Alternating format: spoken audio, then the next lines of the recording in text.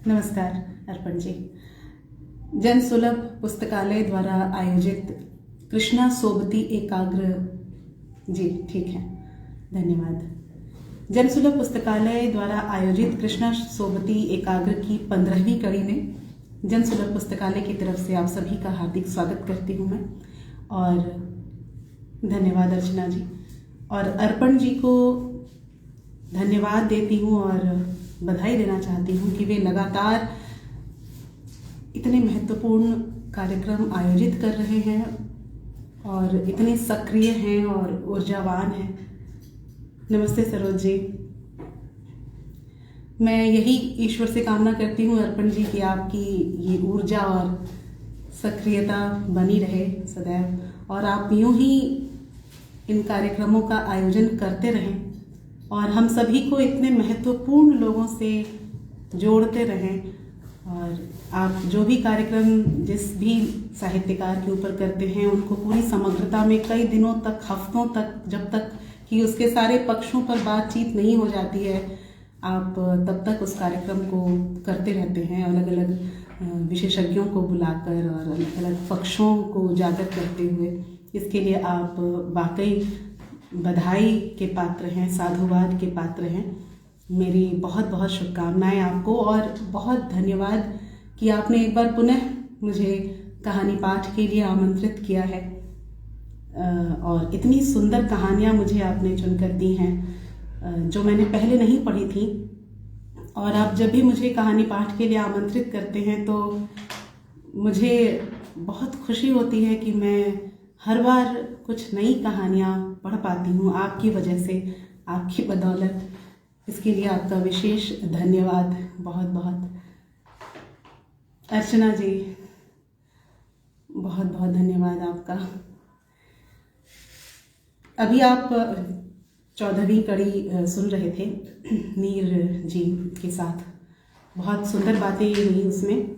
और अब मैं 15वीं कड़ी में आप सबके सामने 3 कहानियों के साथ उपस्थित हुई हूँ। इन तीनों कहानियों का पाठ करूँगी। कामदार भीखमलाल, लामा और नफीसा। कामदार भीखमलाल कहानी का पात्र जो है वो एक ऐसा चरित्र है जिसके जीवन का एकमात्र उद्देश्य ऐसा लगता है कि किसके घर में क्या हो रहा है और किसकी ज़िंदगी में क्या चल रहा है, इसकी खोजबीन करते रहना। जैसा कि कहानीकार, कथाकार लिखती हैं कि वो घर से निकलते ही सजग हो जाता है बिल्कुल, कि इसके साथ चक्कर है, उसके साथ ये है, कोई क्यों ऐसे बर्ताव कर रहा है, कोई क्यों छत पे खड़ा है, कोई क्यों घाट पे बैठी हुई है। हर चीज़ का वो एक ताना बाना बुनता रहता है और किसी न किसी से उसका जोड़ लगा देता है और एक अपनी कहानी बुन लेता है। और सिर्फ बुनता ही नहीं है, उस कहानी को फैलाता भी है अपने इर्द गिर्द, आस पास।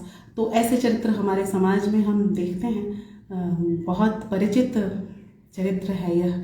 ऐसे बहुत किरदार हमारे जीवन में भी होते हैं, समाज में होते हैं जो इस तरह का काम करते हैं, और ये बिना सोचे हुए कि उनकी अपनी ज़िंदगी में, उनके अपने घर में भी तमाम किस्से, कहानियाँ और संभावनाएं हैं इस तरह की घटनाओं की। लेकिन उनका पूरा जो फोकस होता है वो बाहर की दुनिया में खोट निकालना और कहानियाँ बुनना होता है। तो आइए सुनते हैं कामदार भीखमलाल। कामदार भीखमलाल ने बालों पर गहरा हाथ फेरा, कोने में पड़ी लकड़ी की पेटी पर से उठाकर साफा सिर पर रखा और दहलीज के पास पड़ी जूती पहनकर बाहर निकल आए। माथे पर कामदारी के तेवर थे। तेवरों के नीचे किन्हीं खुफिया पर्दों में से झांकती 2 आंखें थीं और आंखों को रौबदार बनाता हुआ सिर से लिपटा बहुत बड़ा साफा था। उनकी जूती की एड़ियां घिसी हुई थी लेकिन चाल में दम था। उनकी कमर कुछ झुकने लगी थी, लेकिन उन्हें इसका नहीं, बल्कि चलते चलते दाएं बाएं और आगे देखने के अलावा पीछे न देख सकने का गम था। उनकी नजर ही तो उनके कर्तव्य की धार थी और उस धार के नीचे अच्छे से अच्छे कट कर रह गए थे। बड़े से बड़े अहलकार से लेकर छोटी से छोटी डावरी को पल भर में परख लेने की समझबूझ उनमें थी। अब तो खैर वो बात नहीं रह गई, लेकिन दरबारी राज के दिनों में बड़े बड़े पहरों के रहते भी कामदार भीखमलाल महलों में से गुप्त बातों की टोह ले लिया करते थे। दरबार रात को महल के किस हिस्से में रहते हैं, कौन से जनाने से उनका जी उचट गया है और कौन सी दासी बांदी के पैरों में सोना डालने की बात सोची जा रही है। नई पासवान की ओर से महाराज पर किस बात का दबाव डाला जा रहा है, कुंवर शिकार के बहाने किस खोज में जा रहे हैं और न जाने क्या क्या। और महलों की खोज खबरों के साथ साथ राजा के हरेक महकमे के जरूरी हालात, उन हालातों से उलझे नाम और नामों से जुड़े 4 पीढ़ियों तक के इतिहास, शहर में बनते बिगड़ते नए पुराने नाते रिश्ते और रिश्तों से उपजते नए झगड़े और नई मित्रताएं, उनसे कुछ भी भूला नहीं था। उनकी परख कुछ ऐसी तेज थी कि बहुत गहरे से चीजों को कुरेद लाती थी। सुबह काम पर जाते जाते उनकी आंखें कुछ न कुछ जांचने में जरूर सफल हो जाती। उनके सीढ़ियों से नीचे उतरते ही छत पर खड़ा उनका पड़ोसी जल्दी से पीछे क्यों हट गया है, इसी सोच में कामदार कुछ कदम उठाते और नुक्कड़ तक पहुंचते मोदी की छत पर खड़ी उसकी सयानी लड़की की छाया देखकर बेफिक्री की एक लंबी सांस लेते। तो बात यह है, पड़ोसी की ठीक डोलनी सी हालत तो कितने दिनों से देख रहे थे। पान वाले की दुकान पर खड़ा सोनी का छोटा लड़का, पान वाला कितने यत्न से पान लगा रहा है, और आन की आन में भीखमलाल देखते कि बिना पैसा दिए लड़का घर की ओर भागा जा रहा है और पान वाले की भग्न सी दृष्टि दौड़ते हुए लड़के का अनुसरण कर रही है। तो अब आई बात ऊपर, सोनी की विधवा बहू। राम राम राम राम राम राम। 2-4 अभिवादनों का उत्तर देते कामदार आगे बढ़ रहे हैं। चौंक कर एक ओर हटते हैं। नहीं, डॉक्टरनी की बग्घी दौड़ी आ रही है। डॉक्टरनी की पतली महीन धोती और ढीले बाल, गढ़ी की ओर से लौटती हुई गाड़ी कहाँ गई होगी? सेठ के यहां? नहीं, सेठ की घरवाली आजकल मायके है। तो कल शाम फराश खाने के पास जाते हुए बड़े डॉक्टर का ध्यान आया, गढ़ी के पास एक उसी की ही तो कोठी है। ओ, तो अब आना जाना शुरू हो गया है। डॉक्टरनियों के ना यही लक्षण हुआ करते हैं, आती हैं और धूल फांक कर चली जाती हैं। कामदार अब तक कोतवाल के घर तक पहुंच गए थे। क्या मकान बनाया है, पर मकान के लिए इतना रुपया आया कहां से होगा? मन ही मन बहुत कुछ सोचा और आखिर नतीजे पर पहुंचे कि दरोगा की बताई बात गलत नहीं हो सकती।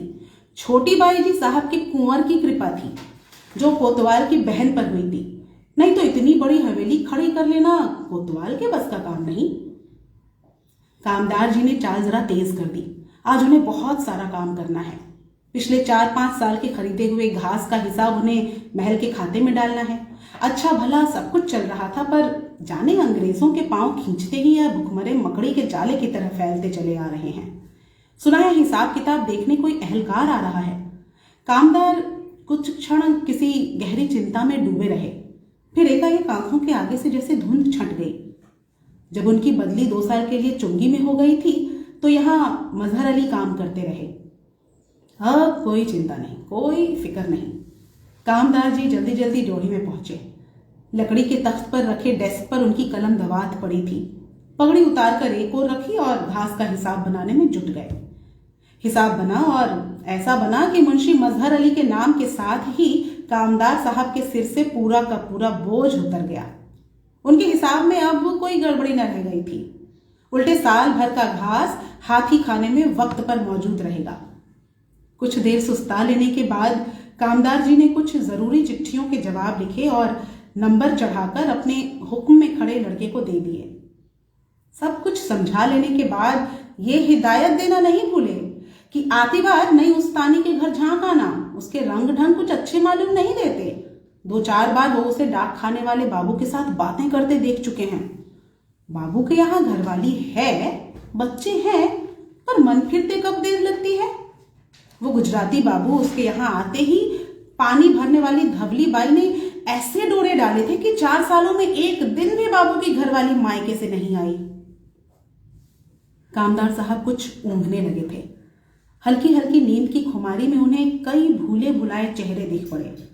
पिछले दरबार के दिनों में घूरे की नाचने गाने वाली लड़की, जिसको किस्मत ने टूटे फूटे कच्चे मकानों से महलों में चढ़ा दिया, चुंगी के दारोगा नियामत खां, जिनके घर के पर्दों से हर रोज नई आंखें झांकती थीं, और पुराने अस्पताल की दाई जंगी, जिसके फंदों से निकलने की ताकत अच्छे अच्छों में न थी। कामदार खुद एक बार उसमें फंस गए थे, पर भला हो उस घाघ सी बुढ़िया का, जाने क्यों वो उस मामले में ढीली पड़ गई थी। कामदार भीखमलाल ने पल भर के लिए आंखें खोली और मूंद ली। इस ड्योढ़ी में काम करते उन्हें एक जमाना हो गया है। सिर पर से होकर कई राजे और उनके राज गुजर गए। बड़े बड़े नगर सेठ, उनका कारोबार और सट्टा।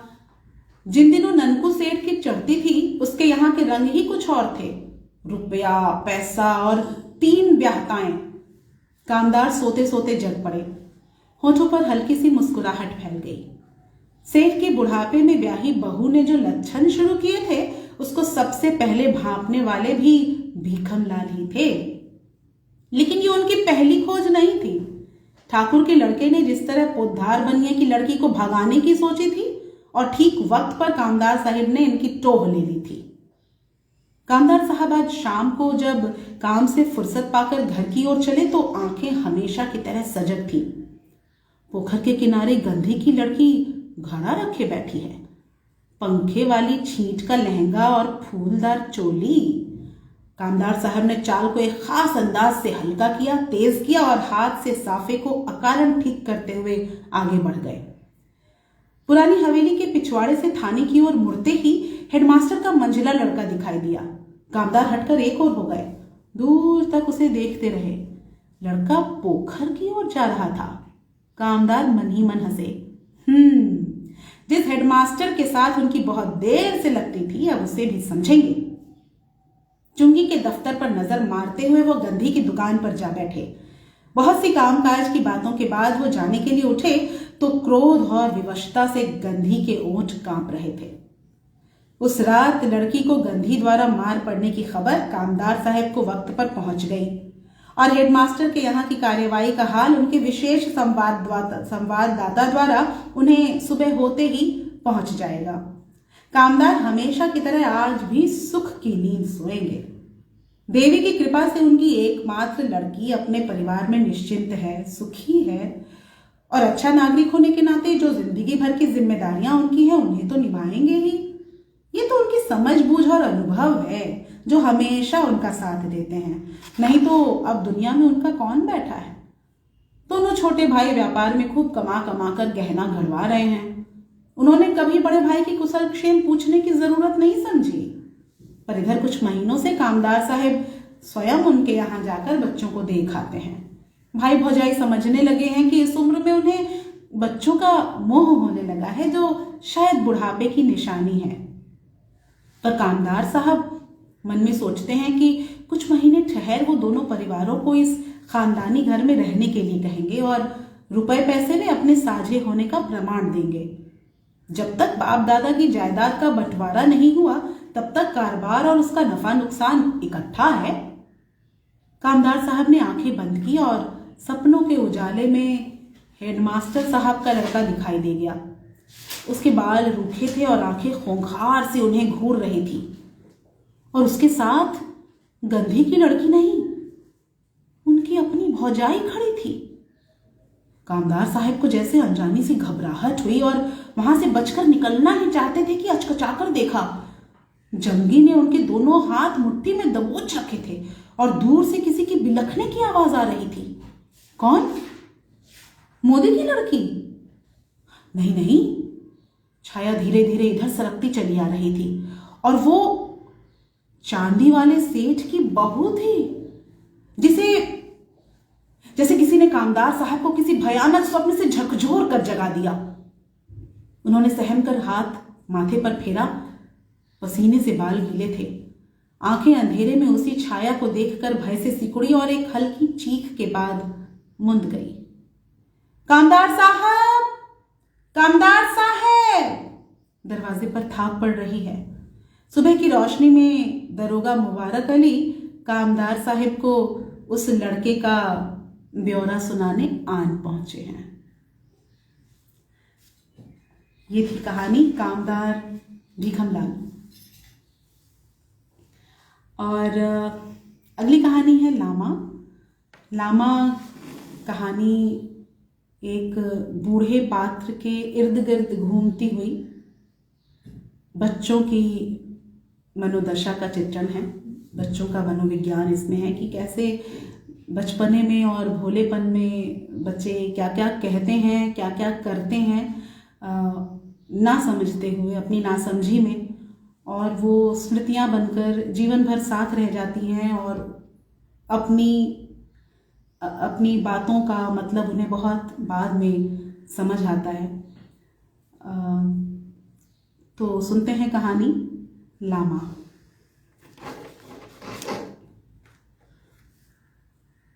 याद आती है हम बच्चों की टोली और लामा। झुकी हुई कमर पर नीले रंग की पेटी, कानों में बड़े बड़े बाले, हाथों में छोटा सा ढोल और गले में एक झोला सा लटकाए जब बूढ़ा लामा सड़क के मोड़ पर आता तो न जाने क्यों हमारी उस छोटी सी दुनिया में एक हलचल मच जाती। झुर्रियां पड़े मुंह पर, रूखे सूखे बालों में, फटे पुराने चिथड़ों में हम बच्चों के लिए कौन सा आकर्षण था कह नहीं सकती। लेकिन इतना जरूर याद है कि जब चिथड़ों में लिपटी उसकी देह झूमती झामती सड़क के मोड़ पर दिखाई देती तो हमारी टोली सीमेंट की 50-60 सीढ़ियां पलक झपकते उतर जाती। लामा के इधर उधर घेरा डालकर हम सब बच्चे तालियां मार मार कर एक स्वर में चिल्लाते, लामा सीपी खट्टा खा के पानी पी के मर जा, मर के संजोली जा। लामा सीपी खट्टा खा के पानी पी के। इन 4 लाइनों को दोहराते और दोहराते चले जाते। इनके मतलब से तो शायद हमें कोई सरोकार न था, लेकिन सिर्फ उस बूढ़े के चिढ़ाने के लिए मर जा शब्द का प्रयोग करते। हमारी समझ में मरना एक गाली भर थी। इससे अधिक जानने की कोशिश हमने कभी नहीं की। और लामा, उसकी धुंधली आंखों का थोड़ा सा पानी उसके अधरों पर ढुलक कर हमेशा हमारा स्वागत करता। कभी कभी उसकी चुप्पी से हम डर से जाते और हाथ पकड़कर कहते, देखो लामा, ऊपर चलो, खूब आटा दिलाएंगे, खूब। और एक दिन नौकरानी के मुंह से सुना कि लामा मर गया। हम बच्चे बहुत खुश हुए। मैंने अपने साथी से कहा, शिवजी खूब मजा रहा, लामा मर गया। भाई वाह, अब तो बहुत से आदमी उसे सफेद कपड़े में बांधकर सड़क सड़क घुमाएंगे। और देखना शिवजी, लामा खूब आराम से लेटे लेटे झूठे लेगा। फिर अपना मुंह उसके कानों की ओर ले जाकर कहता, फिर अपना मुंह उसके कान की ओर ले जाते हुए कहा, रोज सुबह सुबह सड़क के मोड़ पर सबसे पहले चले जाएंगे, सुना? और देखना जिस दिन लामा आएगा तो उससे वहां की कहानियां सुनेंगे। हाँ, कितनी अच्छी बात बताई ना। इतना कहकर हम दोनों ने खूब तालियां पीटी ताकि हमारे साथियों को यह मालूम हो जाए कि हमने एक खास पोशीदा मामला तय किया है। आंखों के इशारे से अपनी टोली को चिढ़ाते चिढ़ाते हमने घर की राह ली। उस दिन खूब खुश थे। कितनी उत्कंठा, कितना उतावलापन था हमारे आह्लाद में। और हमारा बचपन नई नई कहानियों की प्रतीक्षा में आंखों के रास्ते छलक उठता था। बहुत दिन हो गए। प्रतीक्षा करते करते सुबह के 1-2 घंटे सड़क के मोड़ पर बीत जाते। नौकर अम्मी के नाम का हुक्म लेकर आता तो दोनों उसको कोसते हुए घर लौट आते। बहुत दिन ऐसे ही चलता रहा। अब धीरे धीरे शिवजी का धैर्य टूट रहा था। उसने मेरे साथ चलने से इनकार कर दिया और कहा, देखो, बसंत भैया रात को कह रहे थे कि मरे हुए आदमी कभी लौटकर नहीं आते। सुनो, अब मैं तो ना आऊंगा। उस दिन से मुझ में और शिवजी में कुट्टी हो गई। बातचीत का पहला सिलसिला टूट गया। अब मैं अकेले ही सबसे आंख बचाकर नीचे भाग जाती। वहां से निराश होकर लौटती तो अपने आगे गुड़िया के पटोले रखकर सोचती, लामा आएगा तो उससे सारा हाल पूछूंगी। सबसे पहले तो उसकी खूब खबर लूंगी, कहानियां सुनूंगी। अपने मरने की बात तो उसे याद होगी ही। फिर उससे सब कुछ पूछ लूंगी कि इतनी देर तुम कहाँ रहे। संजोली ले जाकर तुमको लोगों ने क्या क्या किया? आहा, ढेर सी बातें पता लगेंगी। और शिव जी, रहने दो बेखबर बेवकूफ को, बच्चों को तब पता लगेगा। मैं मन ही मन खूब खुश होती। अपनी कल्पना की उड़ान पर लामा को बिठा कर ले आती और पूछती, लामा सच सच बताओ, तुम मरे कैसे थे? जब लोग तुम्हें सड़क पर घुमाते होंगे तो बहुत मजा आता होगा ना?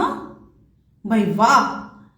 मैं खुशी से पागल हो जाती और ऐसा मालूम देता जैसे लामा कल जरूर ही आ जाएगा। कई महीने बीत गए, लामा ना आया। हम शिमला छोड़कर दिल्ली आ गए। अब मैं बड़ी हो चली थी। बचपन की छाया भोली स्मृतियां समेटकर धीरे धीरे दूर हो जाने को थी, लेकिन थोड़ा सा संबंध अब भी उनके साथ मेरा जरूर था। जब कभी किसी भिखारी की आवाज सुनती तो बाहर जाकर देख जरूर लेती कि शायद लामा ही हो। अगर आ जाए तो। लगता है युग बीत गए हैं, पहले जैसी अब नहीं हूं, बहुत बदल गई हूं। भोली स्मृतियां कभी कभी दिल का द्वार खटखटा कर कहती हैं, बहुत कुछ आ गया है तुम्हें, पर ये तो बताओ कि मेरे उन प्रश्नों का क्या किया तुमने जो तुम्हें लामा से पूछने थे। ये थी कहानी लामा। अगली कहानी नफीसा, एक बेहद हृदय विदारक कहानी है। इसका प्लॉट बहुत ही मार्मिक है। नफीसा एक 7 साल की बच्ची है, बीमार है और अस्पताल में है। और ये कहानी उसके मन की बातें बताती है। वो अस्पताल में लेटे लेटे कैसे खेल रही है, अपनी आसपास की घटनाओं को कैसे देख रही है और अपने घर को याद करती है, अपने माँ पिता को याद कर रही है, अपने भाई बहनों को याद कर रही है। एक बीमार अस्पताल में भर्ती छोटी सी 7 साल की बच्ची की मनोदशा है और इसे पढ़ना काफ़ी कठिन लग रहा था मुझे। जब मैंने इसे पहली बार पढ़ा तो मुझे तो ऐसा लगा कि लेखिका ने लिखा भी होगा बहुत कठिनाई से, क्योंकि बहुत हृदय विदारक है। आप सुने कहानी नफीसा, छोटी सी कहानी। नफीसा हंस रही थी। मौत के सर्द बिस्तर पर बैठकर हंस रही थी। भोली बच्ची नहीं जानती कि उसके अब्बा और अम्मी अपनी गोदी से उतार कर उसे हॉस्पिटल के एक कोने में क्यों छोड़ गए हैं। सर्दियों की उदास शाम, आंगन में खेलते हुए उसके भाई बहन बाहर से आकर अम्मी से लिपट गए होंगे। अम्मी दुलार कर प्यार कर उन्हें बिस्तर में लिटाकर थपकियां दे रही होंगी। लेकिन हाँ, ये प्यारी सी बच्ची जनरल वार्ड में घर वालों से दूर। सिस्टर कह रही थी, देखिए जरा सी बच्ची है, 7 साल की होगी, कुछ दिनों की मेहमान है। बड़ी बड़ी आंखों पर काली घनी पलकें, गोरा रंग, पतले पतले अधर। मासूम अनजान लड़की पास पड़े हुए मिट्टी के खिलौने से खेल रही है। खेल रही है तो खेलती ही जाएगी। नर्स आएगी, दवा पिलाकर लौट जाएगी। तीखी हवा दरवाजे और खिड़कियां खटखटाएगी। बाहर वाली रात में सितारों की रोशनी झिलमिलाएगी और फिर आखिर में आंधी के एक झोंके के साथ बुझ जाएगी। बच्ची खेलती जा रही है, खेलती जा रही है, खेलती जाएगी। शायद खेलते खेलते सोच रही है, कल अब्बा आएंगे, गुड़िया लाएंगे, गुब्बारा लाएंगे। आहा, अम्मी भी आएगी तो, पर लौट भी तो जाएगी। क्यों नहीं वो मेरे पास रहती? वो अच्छी नहीं है। ठीक है, अम्मी खराब है। क्यों उसने नूरी और इकबाल से उसे अलग कर दिया है? दोनों मिलकर खेलते होंगे। नूरी अम्मा के पास सोती होगी, इकबाल अब्बा के पास, और मैं। बच्ची चारों तरफ देखती है। कोई बच्चा रो रहा है, कोई सो गया है। किसी के चिल्लाने की आवाज नर्स को अंदर खींच लाई है। और नफीसा सोच रही है, और मैं? वो नहीं जानती कि अम्मी के पास भी दिल है, जो अपने जिगर के टुकड़े को अलग कर आंखों से ओझल करके भी जीती है। वो नहीं जानती कि उसे देखकर लौट जाने पर उसकी अम्मी किस तरह छटपटाती है। बेबसी से भरी हुई आंखें बच्चे की तरफ उठती हैं और खाली हो जाती हैं। लौटते वक्त खामोश अब्बा की एक लंबी सांस अम्मी के दिल को चीर जाती है। जख्म बह जाता है, आंखें धुल जाती हैं।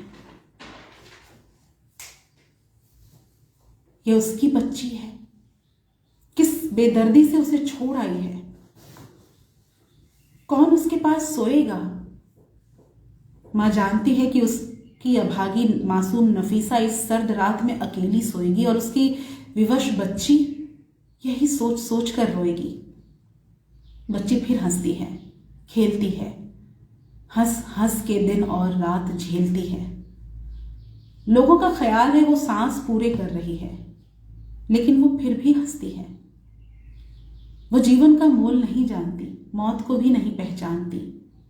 उसकी आंखों में भोलापन है, सिर्फ भोलापन। उसे ना बीमारी का खौफ है, ना मौत का डर। वो तो जानती है खिलौने, गुड़िया, मोटर, टांगा, अम्मी और अब्बा, नूरी और इकबाल। यहां आके वो हैरान है। बहुत से बच्चे हैं, सफेद सफेद कपड़े पहने सिस्टर, कभी कोई आती है कभी कोई। उनमें अम्मी तो नहीं होती, वो तो शाम को आती है। नर्स सूप पिलाने आती है और नफीसा हंसती है। न जाने क्यों रात हो गई है और वह लेट गई है। बाहर हवा तेज हो गई है और उसकी गोरी दुबली बाह की नाड़ी धीमे धीमे, सांस जल्दी जल्दी ऊपर नीचे उठती है। लंबी लंबी काली पलकें नदी की अलसाई थपकियों से झपक रही है। अब वह नन्ही सी लड़की आंखें बंद कर लेगी, थक कर सो जाएगी। दूर, बहुत दूर कहीं खो जाएगी, जहां से उसे न उसके अब्बा ला सकेंगे न अम्मी। ये कहानी 1944 जनवरी में लिखी गई है और इसी के साथ तीनों कहानियों का पाठ समाप्त हुआ। स्वागत स्मिता। धन्यवाद आलोक जी। धन्यवाद अर्पण जी।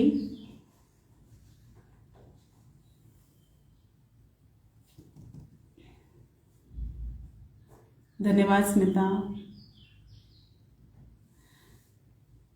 इजाज़त है। बहुत बहुत धन्यवाद इस कहानी पाठ से जुड़ने के लिए और सुनने के लिए कहानियाँ। आशा है आपको कहानियों ने आपके मर्म को छुआ होगा और पसंद आया होगा पाठ। धन्यवाद अर्पण जी। जी नमस्ते। धन्यवाद। नमस्ते।